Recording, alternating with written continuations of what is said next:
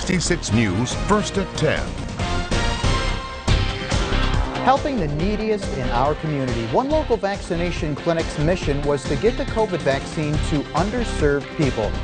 Good evening, I'm Brian Wilk. Local organizations and community centers are making the COVID-19 vaccine more accessible to people in the community. Julia Hazel has the story.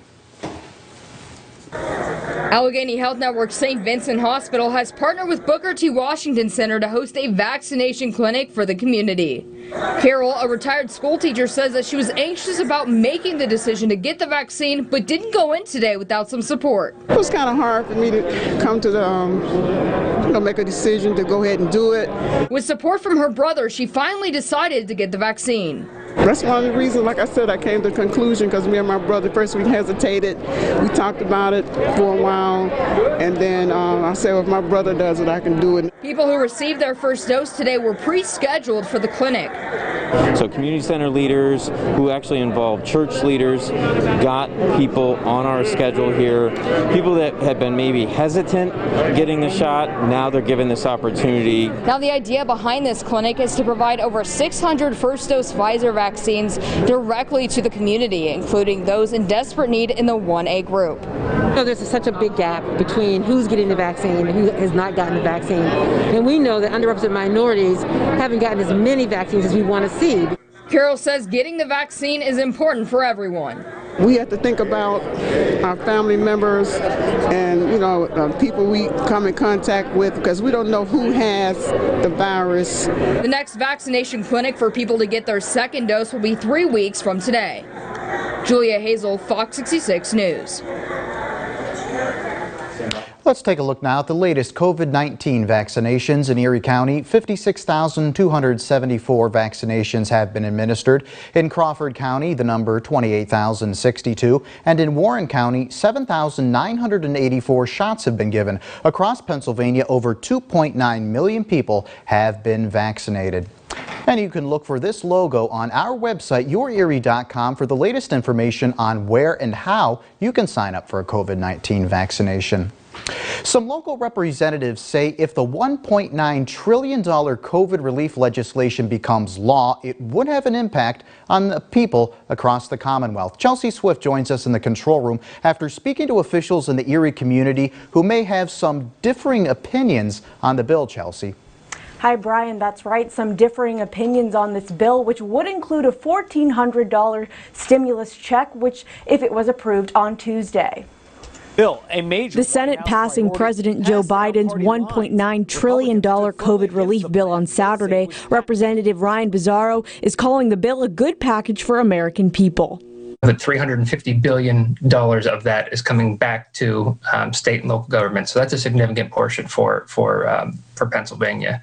We also know that we're extending unemployment benefits to individuals. The Senate bill would continue the existing $300 weekly federal boost and pandemic unemployment programs through September 6th. Representative Bizzarro says unemployment has been an issue for constituents throughout the pandemic. It's been an issue for almost a year now. We recognize that there's an issue here in Pennsylvania. We understand that people still need to get their payments. However, not everyone agrees with the bill. Jesri Friend with the Manufacturer and Business Association says some members say more government involvement may not be the answer. They're being sold a bill of goods that says the government is going to solve all our problems when really they just want to get back to work. Some Republicans criticizing the bill, including State Senator Pat Toomey, stating, let's be honest, this bill has nothing to do with COVID, nothing to do with the economy. It has everything to do with Rahm Emanuel's edict of never let a good crisis go to waste.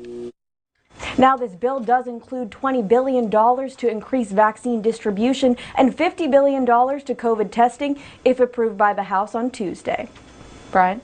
Chelsea, thank you very much. Here's a look at the latest COVID-19 numbers for our region and statewide. The State Department of Health reporting 19 new cases for Erie County. The total now stands at 17,616. Crawford County reporting 18 new cases. Warren County, no new cases. However, their total number of cases has been altered to 2,203.